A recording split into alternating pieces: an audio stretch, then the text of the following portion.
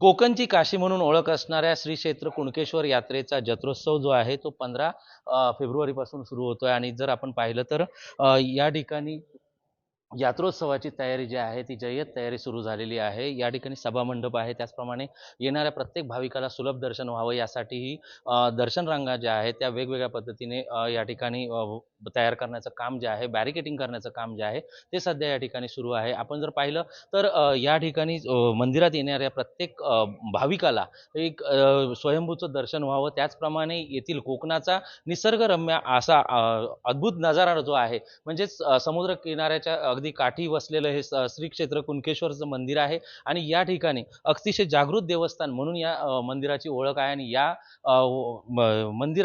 मंदिरामध्ये लाखो भाविक जे आहेत ते दर्शनासाठी येत असतात.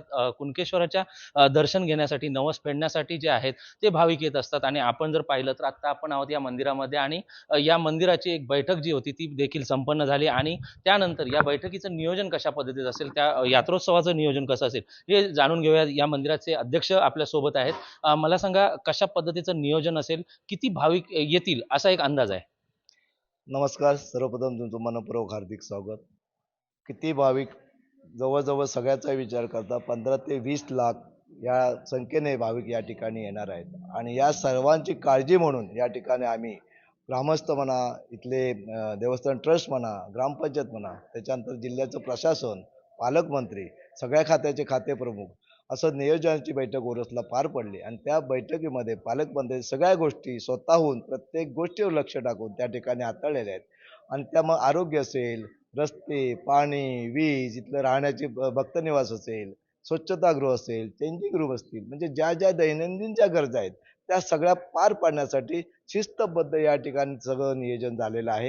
येणाऱ्या भाविक भक्तांना मी आवाहन करेन, विनंती करेन की पहिल्या दिवशी पहाटे 2:30 पासून सायंकाळी 5 वाजेपर्यंत सगळ्या भाविक भक्तगणांसाठी, पर्यटकांसाठी हे दर्शनाच्या रांगा खुल्या राहतील आणि सायंकाळी 5च्या नंतर रात्री 12 वाजेपर्यंत ज्या देवस्वऱ्या येणार आहेत, त्यांच्यावर जी हजारोंच्या संख्येने रयत येणार आहे, त्यांच्यासाठी मी आवाहन करेन की सायंकाळी 5 ते रात्री 12 वाजेपर्यंत त्या देवस्वऱ्याने आणि सर्व रयतेने दर्शन घ्यायचं आहे. त्यानंतर या ठिकाणी 17 तारीखला जो पवित्र तीर्थस्नानाचा योग आहे, जो पंचांगाप्रमाणे एकदम सुंदर अशी वेळ आलेली आहे. तर त्याप्रमाणे त्या तीर्थस्नानाचा सर्व भाविक भक्तकांनी, सर्व देवसेवकांनी, देवस्वाऱ्यांनी त्या ठिकाणी तीर्थस्नानाचा लाभ घ्यायचा आहे.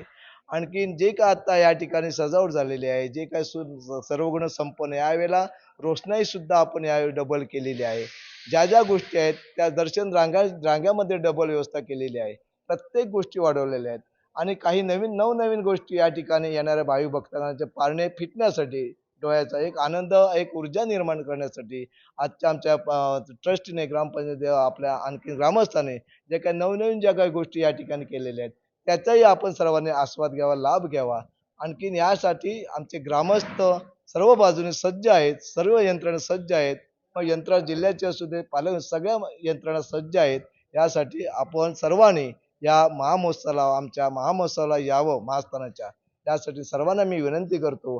आणि हा कार्यक्रम कुठल्याही प्रकारचा त्या ठिकाणी डाग लागणार नाही, कुठल्याही प्रकारचं त्याच्यात कमतरता असणार नाही, अशासाठी आपण हातात हात घालून, खांद्याला खांदा लावून हा महोत्सव दर्जेदार आणि चांगल्या प्रकारे गुण्यागोविंदाने भक्तिमय वातावरण या पार पडण्यासाठी आपण सर्वांनी सहकार्य करायचं आहे.